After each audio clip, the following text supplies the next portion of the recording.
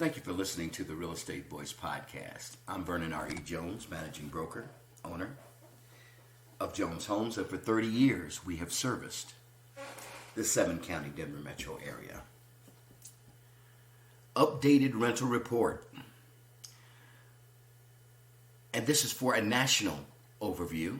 Rents have reached yet another high of $1,827 a month, as growth continues nationwide at a pace in line with the last 4 months at plus 16.7%.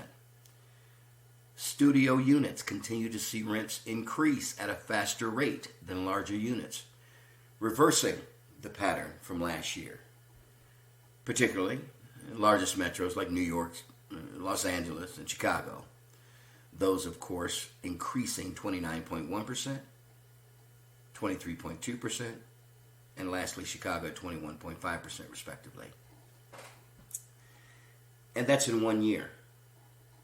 Rent increases are most pronounced in Sunbelt metros, especially ones where housing demand from outsiders is growing faster than the supply of rental units built in recent years.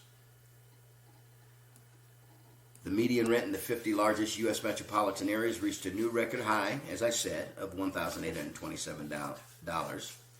Rent has been steadily increasing since 2021 in January, following the general trend in housing prices, of course, and rebounding from a dip in the first year of the pandemic. The rental supply has been strained in recent months, as evidenced by the national rental vacancy rate holding below 6% in each of the last 3 quarters. Landlords with fewer available units are able to charge higher rents, and at the same time, for sale home prices continue to climb, but again, at a slower pace. Today's renters are left with few options but to pay the rents. One possible signal of relief from this surge can be found by tracking year-over-year rent growth.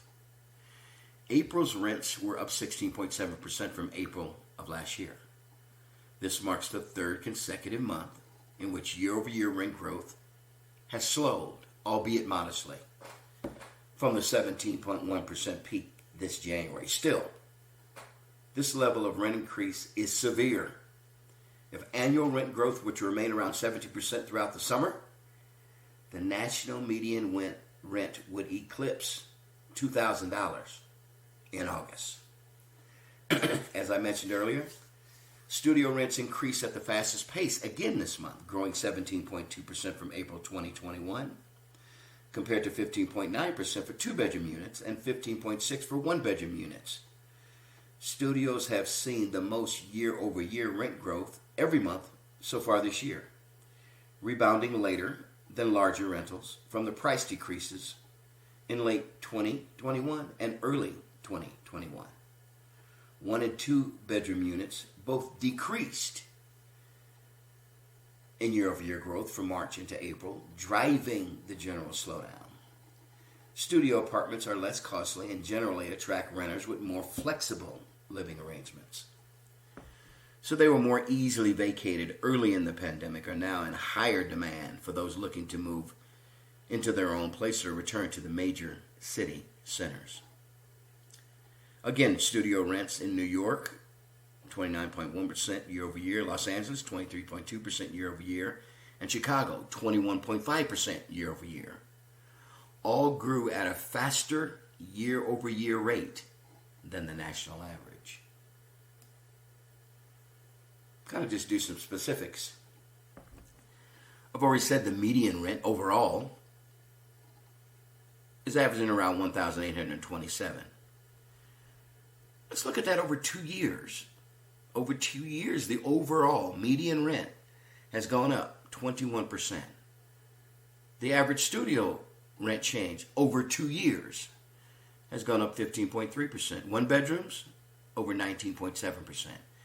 2 bedrooms, over 23.7% rent change over 2 years. Leading the charge in nationwide rents are 3 Florida metros. Rent in Miami was, get this, 51.6% higher than it was from, I think it was around this time last year, May or April. Orlando's up 32.9% over this time last year. Tampa up 27.8% over this time last year. Recent analysis of Realtor.com cross-market search demand has shown that home buyers are increasingly interested in relocating to the Sun Belt. And this migration has made its way into the rental market as well. Along with the top 3 rent growth metros in Florida, southern and southwestern cities like San Diego, up 25.6%, Las Vegas, up 24.8%, Austin, Texas, 24.7%, Nashville, up 24.1%, Raleigh, North Carolina, up 23.9%, Jacksonville, Florida, up 23.3%, are among the top 10 markets where rent has grown the fastest year over year. Conversely, the chillier climates of Pittsburgh only rose 4.2%, Detroit only rose 4.5%, and Minneapolis have only rose 5.5%, have contributed to these metros landing in the bottom 3 for rent growth. In the case of Minneapolis, the supply side factor is also at play, as the growth in the number of units permitted for construction and building projects of 5 units or more has far outpaced the national average for the past 4 years. So in other words, Minneapolis built more units and had more available. Thus, the rent crunch didn't hit them because they had the supply. Meanwhile, Miami has trailed the national growth in new multifamily construction, and the lack of housing opportunities for new arrivals to the area has just added fuel to the rent growth fire.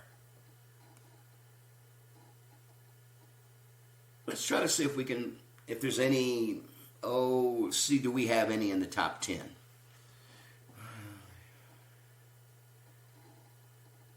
Well, Denver Aurora Lakewood ranks 13th on this 50 largest metropolitan list. The average rent in Denver Aurora Lakewood is around $1,970 a month. Rent increased year over year, 15.3%.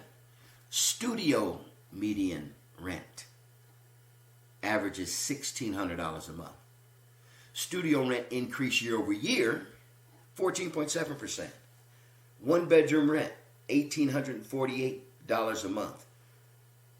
Year over year increase, that's around 16%. Two bedroom median rent, $2,331. And that is a year-over-year increase of 16.3% for the Denver, Aurora, Lakewood, Colorado area. And that is of the top 50 largest metros, that again ranks number 13. Questions about any of the subject matter we discuss, feel free to give us a call at 303-359-8218. This is Vernon Jones. Thank you for listening to us. And as always, we wish you to be safe.